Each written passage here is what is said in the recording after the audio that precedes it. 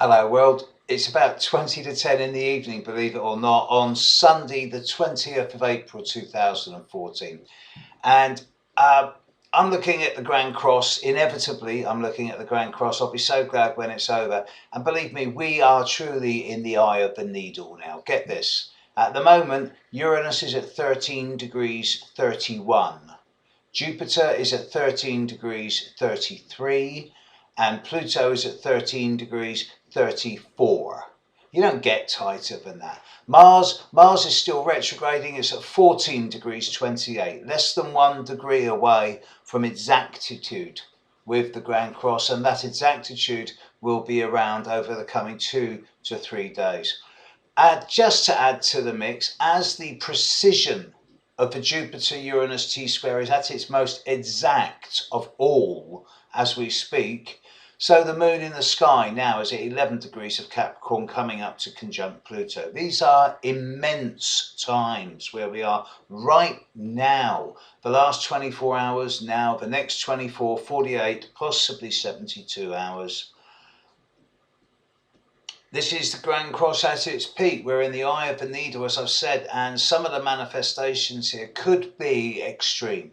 I've heard all types of possibilities here, but basically what we're looking at here is some type of forced regeneration, transformation, some type of shape-shifting.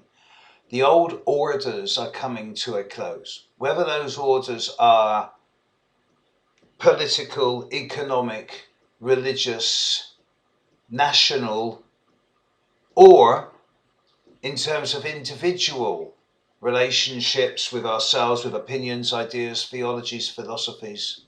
The old order, the old structures, the old systems have come to a close. There's too many people now for that level of bureaucracy to still be so effective, and there's going to have to be a simplifying of all systems, and perhaps that's the lesson of this Grand Cross, the fact that there's just so many people now all demanding a voice, all demanding to be heard.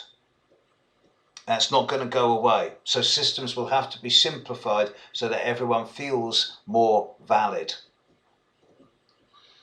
Over the next 24 hours, I suppose, with the moon in Capricorn still, we're going to see a number of situations in the world that's going to develop.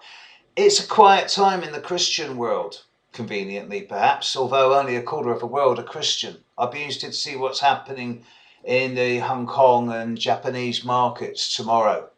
Earthquake Central still going on. We'll do for another 2 or 3 days. But we're not seeing the blow-ups. We're not seeing the missiles being targeted. We're not seeing Yellowstone tilting. We're not seeing it as bad as it could be. And there's a lot of heroes out there. There's a lot of people who are actually saying, well, I can't avoid this, so I might as well just ride it and enjoy the ride.